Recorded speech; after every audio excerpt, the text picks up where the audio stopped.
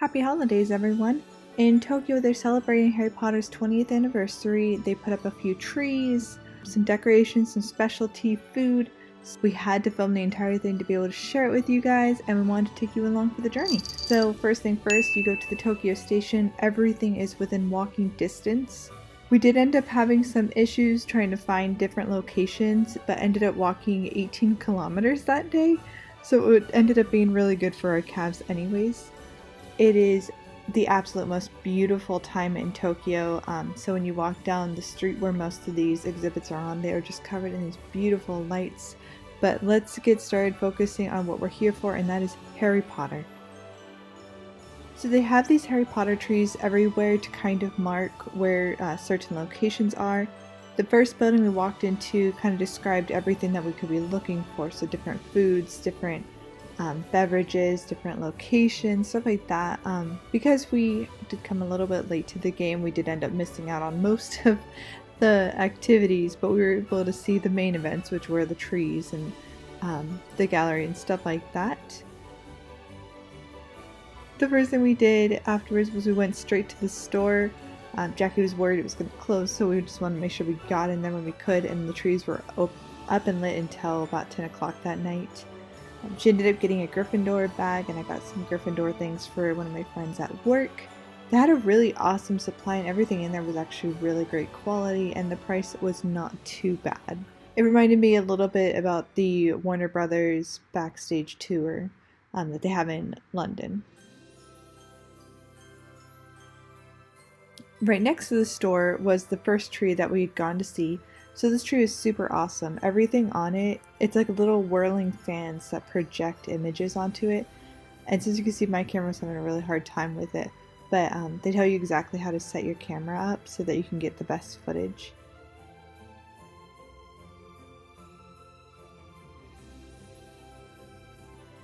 And they have this entire show that plays on the tree about every 15 minutes. It was super awesome. There was some music that went with it. Kind of told the story about being able to take the train to Hogwarts. It was really, really cool, and we were super thrilled because we just happened to walk up and catch it. Absolute must see.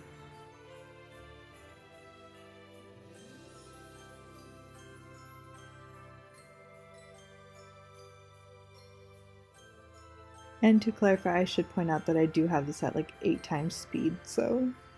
Next we went up to the Galley, where Jackie was super excited. They had all these really awesome poster boards that kind of went over every single movie, all the way from The Sorcerer's Stone to The Deathly Hallows Part 2. It was really interesting because all the pictures on it were incredibly pixelated. It looked like something that we would have put together for like a 6th grade project. But overall, it was still really cool getting to kind of see it all put together. They also included Fantastic Beasts. And then the big surprise for us, because neither of us knew it, was that The Secrets of Dumbledore was coming out, and we genuinely had no clue. They have this really awesome Harry Potter disc set that comes inside of the Hogwarts Express. Something else that's actually really interesting is that the backstage tour that they have in London is actually making its way to Tokyo, which was super exciting because we did get a go to this back in 2014. But I was stupid and I brought an iPad, so I have absolutely no actual good footage of it, just a bunch of pictures. So we're really excited to get a go back and re-experience it, and this time actually document it much more properly.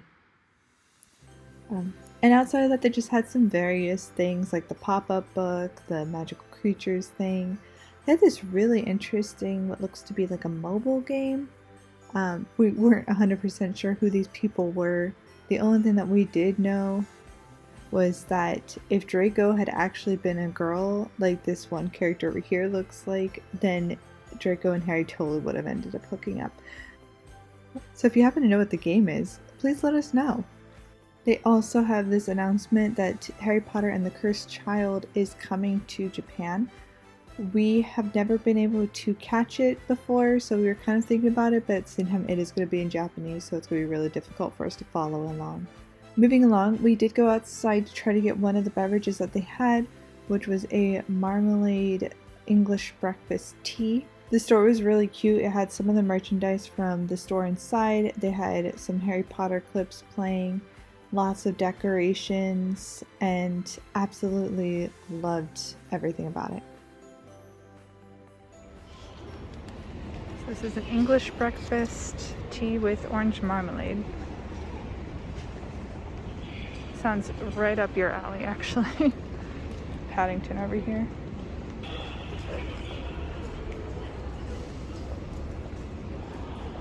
You do not like it, do you? Oh, that's great. Mistakes have been made today. 10 for 10, do not recommend. Not enough marmalade flavor, no sugar, and questionable toppings. So the next stop was to hit up the Harry Potter letter tree. This tree is really cool because it kind of looks like there's a whole bunch of the letters that Harry could not catch out of the air and would just not lean down and pick one up. And they all kind of look like they're floating. If you get really close, you can actually see they're all inscribed. It was really, really cool. After the huge mistake we had made, we went over to Tully's Coffee to try to get the other Harry Potter drink. Their Harry Potter drink is a treacle treat latte. I think I'm saying that right. We are not 100% sure what it was, but they had all of their own merchandise. And they also had some really awesome snacks. We ended up getting mince pie and it was delicious. The night we had gone, they actually had run out of the drink, and that's kind of a normal thing here, is that specialty drinks run out a lot. A couple days later though, we were able to go to our local Tully's and they just happened to have it, and we were finally able to try it, and it was so worth it. Marmalade. Oh, it's marmalade? Oh, that sounds good. And it came with a little Harry Potter cookie. Oh yeah, no, it's really good. Oh, it is? What makes it special? The marmalade. The marmalade. That's really good whipped cream. It's super smooth and creamy. Yeah, and it tastes like coffee. It's like coffee flavored whipped cream. Oh, that's really good. That's like nice and rich and nice and warm on this, the coldest day of the year. So all around were different buildings that had these stamp locations. You'd scan a QR code and then it would ask you trivia questions. So this one was specifically, how many good hops does a chocolate frog have? And if you get enough right, then I don't know exactly what happens, but I think you get like a prize or something. And after running into that stamp place, we went to this store that was right next to our next tree, and it was just packed with so much Harry Potter stuff. Generally it is a bookstore, so it has kind of bookstory kind of merchandise, but it was really cool. It was so hard not to just buy out the entire store, and there were definitely some items in there that we had never seen before, like the puzzles. There were some action figures and wizard's chess.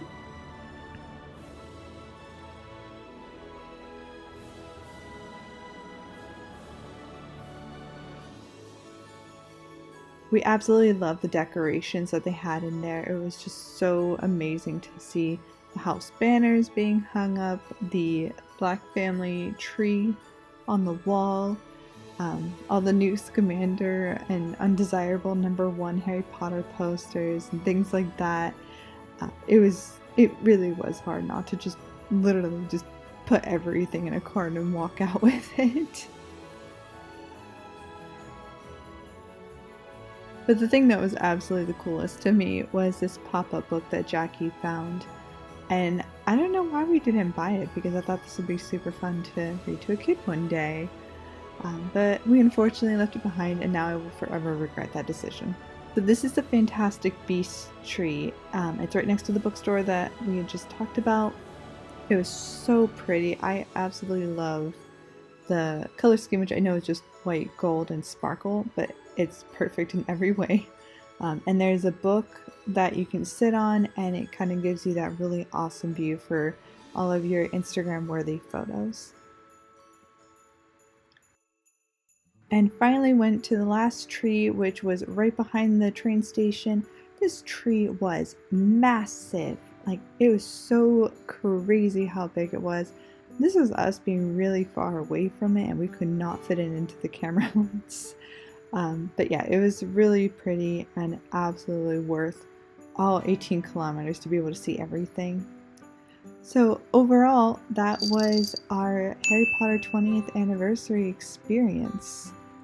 I definitely think it was a lot of fun. We're really happy we were able to do it. We're really excited for all the new things that are coming, like the Warner Brothers Studio Tour, and being able to see what they do in the future. If they have any English showings of The Cursed Child, which would just be awesome. So as things progress, we're definitely going to have to let you guys know, because we are super big Harry Potter fans. So please let us know, firstly, if you're here and you've tried any of this, if you want to come here and see this stuff, and if you have any plans in the future to visit Japan. And also, biggest question, what is your house? Jackie's a Gryffindor, I am a Ravenclaw, and I don't remember what her Ilvermorny house is, but overall I'm a Thunderclaw. So haha. Alright, let us know down in the comments below. As always, stay safe, stay happy, most importantly stay you. See you guys again next time, and until then we hope you have a magically wonderful day. Bye!